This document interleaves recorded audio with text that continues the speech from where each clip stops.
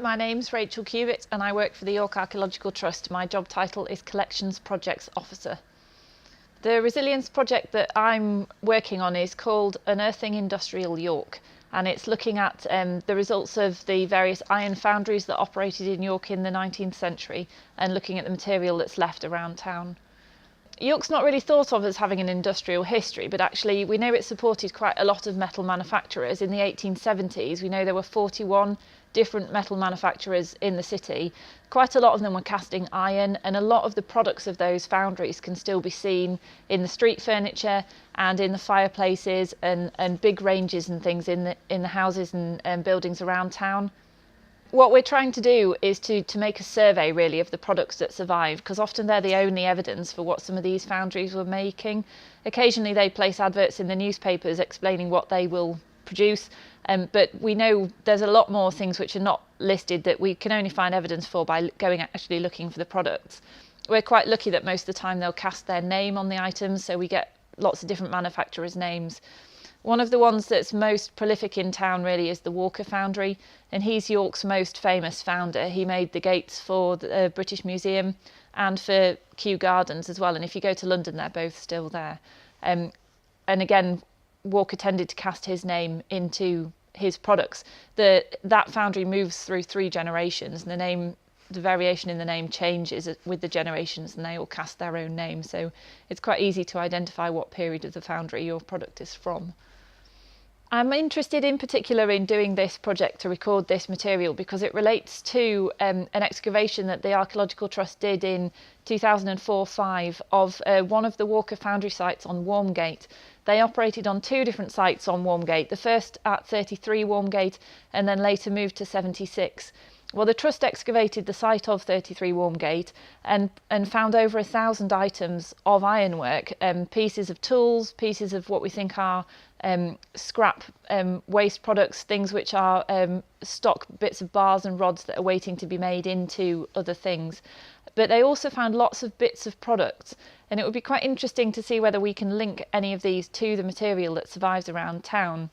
The Walkers had both of their foundry sites for an overlapping period, and we don't know whether the material that was left on the site of 33 Walmgate are things which have been made and used there, or things which have come from down the road and been used to fill in some of the huge features like the casting pit when the site was sold in the 1850s.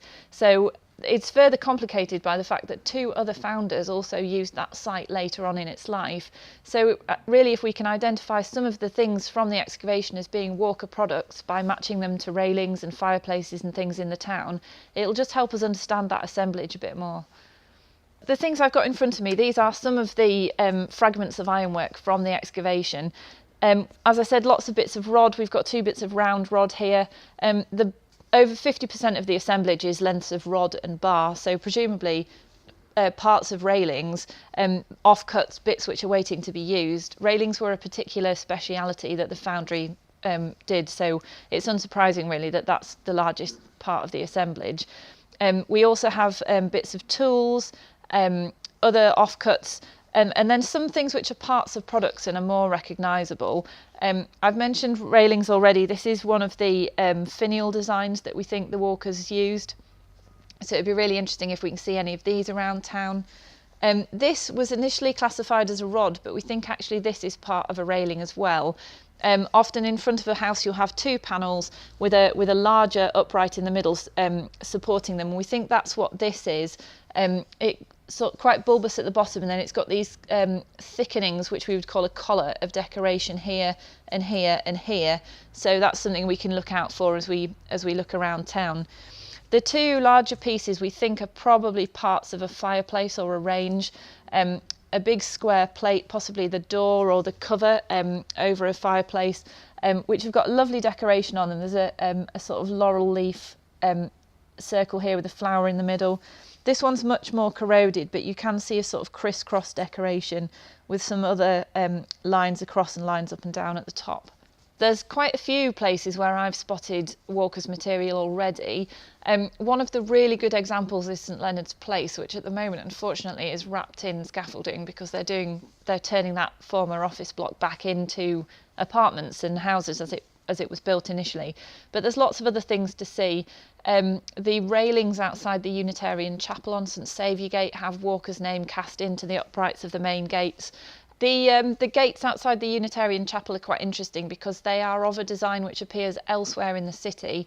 If you go down to Jamie's Italian down at Lendal Cellars, the gates at the top of that slope are, or the gate posts are there still, and they're of the same design.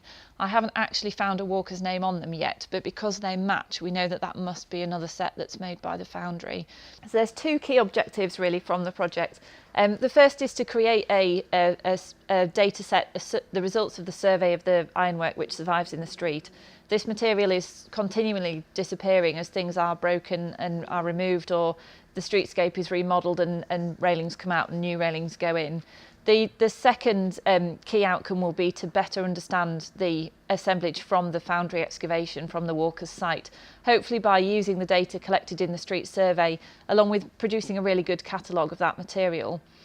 Going on from that, sort of taking all of that information together, what we hope to be able to do is better understand industrial York and the iron foundries in particular, and think especially about the Walkers in terms of how they operated, how their business worked, how did they come to produce such high profile commissions such as these gates and railings in London, and to reflect again on York in the 19th century.